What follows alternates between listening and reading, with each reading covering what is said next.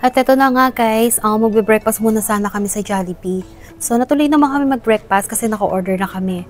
Ang hindi lang maganda sa nangyari guys, si Jollibee po, nilapitan kami and then sinabi po sa amin na pet not allowed. So sana man lang before, meron po nakapaskil sa door nila, di ba?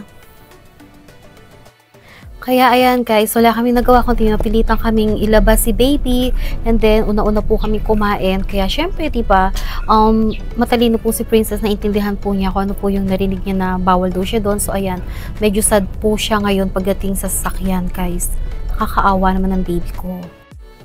Kaya sana guys, sa mga restaurant na alam yung not allowed po yung mga pet, sana po maglagay na po kayo agad ng paskil, please lang, kasi nakakawa naman yung mga fur baby po namin, di ba?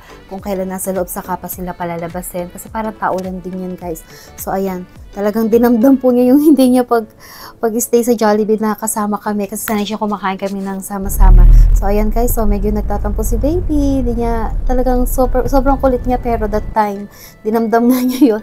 So ayan, di niya lang kung matutulog na lang ba siya or what, pero hindi naman siya makatulog dahil malikot po yung sasakyan. At saka alam ko na nagtatampo lang siya, na hindi siya sanay talagang matulog during the time na bibiyahe po siya guys, kasi siya yung bata na talagang kahit dalhin mo siya sa SM or kahit sa place, talagang nagmumuni-muni. Mamaya guys, pag nawala yung tampo niya, makikita niyo kung gaano siya kakulit. So, ayan guys, abangan lang natin maya-maya. Energetic na naman po yan si baby. Medyo kasi feel niya na napahiya siya sa amin kasi nga pinalabas siya sa Jollibee. Ayan guys, nauuhaw po si Princess, kaya pala hinahapon siya, uhaw na uhaw ng baby. Ang dami niyong uminom. Oh my God! Tinan mo po, ang dami yung tinig mo. Tinig mo dyan, te? Buti kaya pala nagaang na siya sa akin. Sobrang yung tingin niya. Sige pa, uubos mo sa akin nga, tikat. Alam mo kung uubusin nga niya. Sige lang, ubusin mo niya. Sige pa, uubusin niya. Sige pa, said mo sa kanya. I-add na mo mabuti para sa niya yan. Wala, said niya. Ayan guys, nasaid po ng ating baby princess ang kanyang water. Oh my God. Princess, very good ang baby. Oh, very good baby. Love, love, mommy. Okay na? So, ayan guys. Napainom na natin si baby princess. Ang likot-likot, grabe. Gusto niya lumipat sa akin guys. Ayan o, alam niyo ba tinalon niya yan papunta sa akin.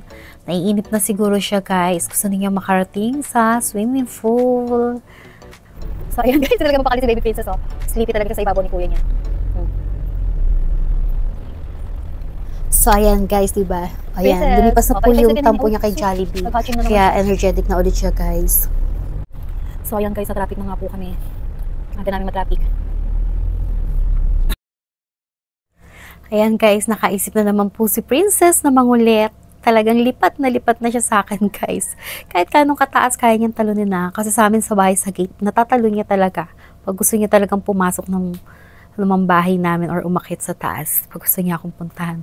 Ayan guys, so nililibang na siya ng mga ate kuya niya. Ayun o, nakalipat na siya sa akin nga pala guys. Tinalon niya yan kanina. Tapos gusto rin niya lumipat sa harapan sa ninang niya. Ayan, nasa ninang na niya siya guys. Talaga nagpapalipat-lipat siya sa amin sa sasakyan guys. Sobrang kulit, lahat tinitingnan niya. Kasi guys, first time niya kasing sumama sa swimming namin.